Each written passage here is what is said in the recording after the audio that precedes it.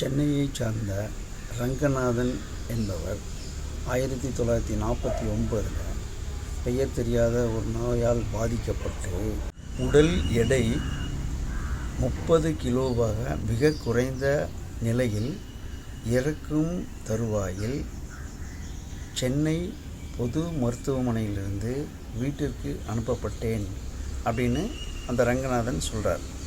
உணவின்றி, சுத்த ரத்தமின்றி, உடல் சக்தியின்றி வீட்டுக்கு அனுப்பப்படுகிறார்.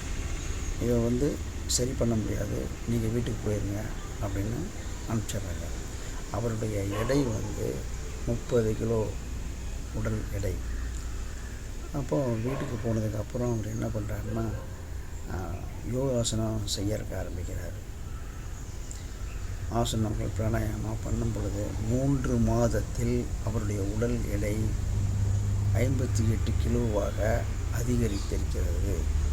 அதற்கு பின் அமைஞ்சகரையில் லட்சுமி நகரில் ஒரு யோகா சாலையும், புரசைவாக்கத்தில் ராமசாமி சாலையில் ஒரு யோகா சாலையும் அமைத்து நடத்தி வந்திருக்கிறார். அப்போது மருத்துவத்தால் கைவிடப்பட்ட நோய் கூட யோகாசனத்தின் மூலமாக சரியாகிறது. உடல் எடை குறைந்தவர்கள் கூட யோகாசனம் செய்யும் பொழுது உடல் எடை அதிகரிக்கிறது, இயல்பு நிலைக்கு வருகிறது என்பது உண்மை.